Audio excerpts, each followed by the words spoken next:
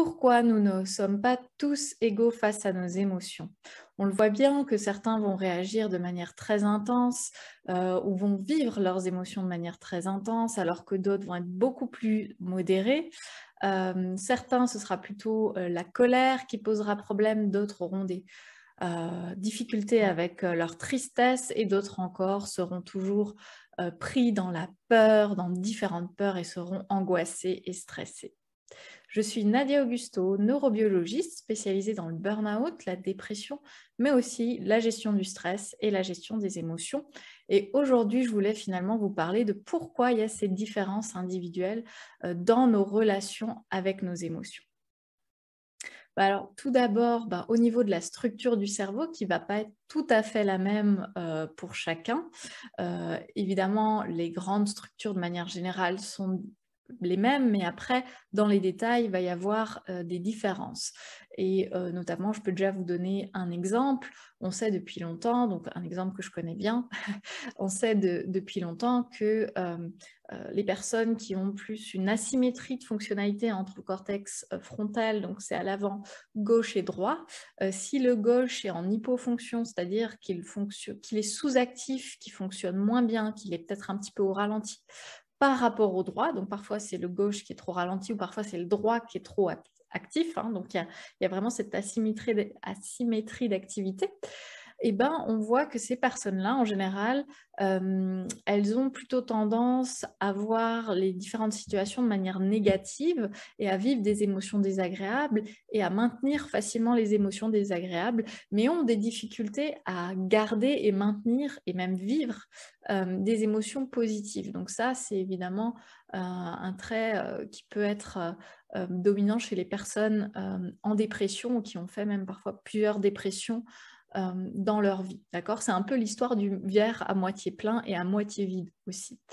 On sait aussi, par exemple, que pour bien réguler ses émotions, déjà de base, il faut en avoir conscience. Et donc que la conscience de soi, la conscience de ses états internes, va aussi être importante. Et là, on aura par exemple le réseau du mode par défaut. S'il est bien entraîné, s'il est bien renforcé, ce sont en général des personnes qui ont ce réseau de mode par défaut très performant. Ce sont des personnes qui ont facilement accès à ce qui se passe en elles-mêmes et donc à leurs émotions. Alors que si vous avez du mal à avoir conscience de ce qui se passe en vous, vous allez avoir du mal évidemment à avoir conscience de vos émotions et donc par la suite de mieux les réguler, d'accord? Alors évidemment la structure du cerveau, elle explique en partie certaines choses parce que le cerveau va traiter les émotions, mais en fait il faut vraiment aussi beaucoup prendre en compte la part des apprentissages, hein, les apprentissages qui sont faits depuis qu'on est né finalement. Alors vous avez par exemple l'éducation par rapport à nos émotions. Moi, ça m'arrive encore d'accompagner notamment des hommes qui me disent voilà, je n'arrive pas à pleurer. Moi, je n'étais pas autorisée à pleurer étant petit, parce que pour un garçon et un homme, c'était mal vu à mon époque, etc. Et donc, on peut avoir ça, par exemple, la société, la culture, mais l'éducation va faire que il y a certaines émotions on va s'adapter, on va les amplifier en certains cas. On va totalement les inhiber, dans le cas par exemple de la tristesse pour les hommes, ou parfois c'est les femmes qui inhibent totalement leur colère, parce qu'une petite fille en colère, c'est moche, c'est mauvais, donc c'est pas bien. Donc à la place, elles vont même parfois remplacer leur colère par une tristesse. Donc voilà, donc il y a une certaine manipulation de nos émotions pour s'adapter à ce qu'on nous demande socialement, de ce qui est acceptable ou non, aussi par rapport au modèle parental qu'on a eu. Et ça va jouer un très très très grand rôle aussi, d'accord ? Et c'est peut-être pas pour rien que voilà, les femmes en général on dit souvent qu'elles sont plus sensibles, qu'elles sont plus expressives, mais peut-être que petites filles, elles avaient aussi le droit d'exprimer plus facilement ce qu'elles ressentaient, contrairement aux hommes, d'accord ? Les neurosciences ont aussi établi certains modèles émotionnels qui pourraient expliquer les différences individuelles. Il y a notamment le modèle fait par Richard Davidson qui en fait lui explique qu'il y a 6 grands, alors il parle mais c'est en anglais de style, 6 grands styles émotionnels Et chaque style, en fait, va être à un degré différent chez chacun et donc conférer un profil émotionnel individuel. Alors, plutôt que de style, on pourrait peut-être plutôt parler de dimension. Et donc, par exemple, il y a la résilience. Donc, par rapport aux émotions, la résilience, c'est le fait de, après une émotion, notamment une émotion désagréable, c'est la capacité de retour à la normale. Hein, il y a bien des personnes qui, on voit, qui ont peu de résilience, c'est-à-dire elles vont avoir une émotion désagréable et puis elles vont rester dans cette émotion en quelque sorte, elles vont avoir du mal à revenir à un état émotionnel normal. Et puis d'autres, au contraire, et là, c'est pas bien non plus d'être dans l'extrême opposé, c'est vraiment avoir une très forte résilience face à ces émotions. Donc en fait, à peine il y a une émotion qui arrive, soit quasiment je la coupe tout de suite, je la bloque, soit elle arrive, mais tout de suite je la mets même sous le tapis. Enfin voilà, je retourne à la normale très rapidement. Mais aussi le désavantage en ayant une résilience très forte, c'est que les émotions ont un rôle. Si vous voulez, j'en parlerai dans une autre vidéo. Laissez-moi un commentaire si ça vous intéresse. Mais les émotions ont un rôle et donc si on se coupe de ces émotions ou si on a une résilience trop forte, on ne va pas pouvoir tirer parti, tirer avantage de cette émotion et adapter son comportement en fonction du message que viendra nous donner cette émotion. Puis il y a aussi, dans les autres dimensions, il y a l'intuition sociale, par exemple. Donc c'est par exemple le fait de remarquer des signaux faibles dans le langage corporel d'autrui, notamment au niveau du visage. Hein, on va voir très légèrement que, tiens, cette personne, elle ne monte pas, mais je vois quand même que voilà, elle a l'air un peu triste ou déçue, en colère, et donc on va adapter son comportement face à cette personne. Donc ça, c'est l'intuition sociale. Donc ça c'est, par exemple, cette dimension, voilà, elle est très importante dans ce qui est de la dimension de l'intelligence émotionnelle, vous voyez. Et puis aussi la conscience de soi dont j'ai parlé avant, le fait d'être conscient de ses états internes. Or, une émotion, c'est un état interne pour pouvoir par la suite mieux la réguler et la traiter, comprendre son message finalement. Il y a aussi la perspective. Alors bon, c'est traduit de l'anglais, mais ça veut dire justement cette tendance à voir les choses d'une manière plutôt positive ou plutôt négative. Donc c'est vraiment le verre à moitié plein ou à moitié vide. Dans la perspective, je sais qu'il inclut aussi le fait, la capacité quand on expérimente une émotion positive, la capacité à maintenir longtemps cette émotion positive. Il y a des personnes, à peine elles ont une joie, en fait très vite ça va retomber. Et en général, c'est des personnes qui du coup sont peu satisfaites et ont besoin vraiment de faire beaucoup de choses pour toujours maintenir leur joie, alors qu'il y en a d'autres, une petite chose va les satisfaire pendant toute la journée, elles vont être heureuses, joyeuses, ça va leur faire du bien, vous voyez. Il y a aussi la sensibilité au contexte, et ça permet aussi de comprendre un peu plus certains comportements, les comportements des autres. La sensibilité au contexte, finalement, c'est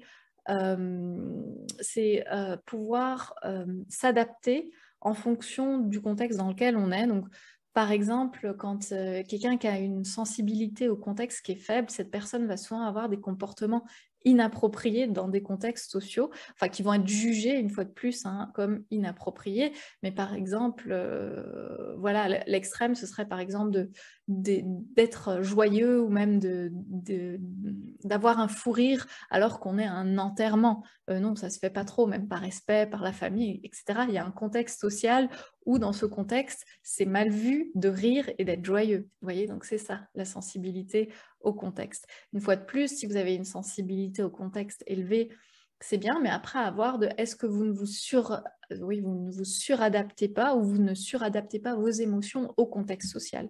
Il faut aussi mettre une certaine limite, distance entre le contexte et soi. Vous voyez, donc c'est pas, faut avoir à 100% cette capacité. En tout cas, il faut savoir aussi la modérer. Oui. Et puis la dernière dimension, c'est l'attention, c'est simplement le fait de ne pas, la capacité finalement à supprimer les distractions émotionnelles pour pouvoir rester concentré. D'accord. Donc là, c'est par exemple, typiquement, si on prend une classe à l'école, voilà, il y aura peut-être des élèves, il y a un élève un peu perturbateur qui commence à faire le clown, et puis alors il y a des élèves qui vont pas tout de suite le voir, qui vont être vraiment concentrés dans ce qu'ils étaient en train de faire. Donc eux, ils ont une bonne capacité d'attention par rapport aux émotions, alors qu'il y en a d'autres, d'autres qui vont tout de suite voir et rentrer dans le jeu de l'autre, être totalement distraits. par l'élève perturbateur et ça va engendrer des émotions et je vais avoir du mal à me calmer et à me remettre finalement à travailler sur ce que j'étais en train de faire.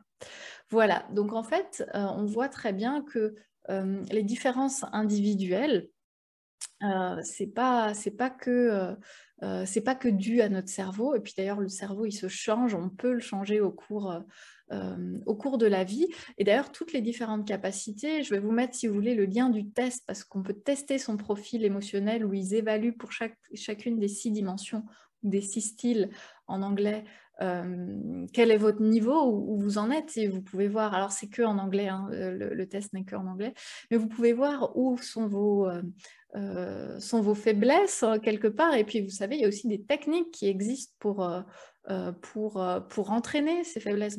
Typiquement, la conscience de soi, quand on a peu conscience de ses émotions, c'est bien de faire de la méditation de pleine conscience. Pour l'attention aussi, il y a des techniques pour entraîner son attention, la méditation du focus, mais aussi d'autres choses. Voilà, donc c'est aussi un entraînement et on peut évoluer, c'est pas quelque chose de définitif. D'ailleurs, je pense là aussi aux personnes hypersensibles, ça ce n'est qu'une hypothèse que j'ai lue, mais l'hypersensibilité pourrait venir en tout cas en partie du fait d'avoir la dimension de la conscience de soi beaucoup trop élevée. Donc, c'est-à-dire que le moindre changement en soi, d'état interne ou émotionnel, on va tout de suite être conscient de ce changement et la conscience va amplifier parce qu'on va commencer à y penser, à avoir des pensées, peut-être des ruminations sur ce qu'on ressent, même si ce qu'on a ressenti est infime. D'accord? Alors qu'une personne qui n'a pas trop conscience ou une conscience de soi moyenne ne va pas toujours avoir accès à ce qui se passe en elle et à ses émotions. D'accord? Donc ça aussi, c'est une hypothèse sur l'hypersensibilité. Je pense que ça l'explique qu'en partie. Mais voilà, et puis peut-être qu'il y a aussi des entraînements à faire derrière ça. Voilà, laissez-moi des commentaires si vous avez des questions, des remarques. Et puis si vous aimez les vidéos sur cette chaîne, n'hésitez pas à vous abonner ou à liker. Et puis je vous dis à très bientôt.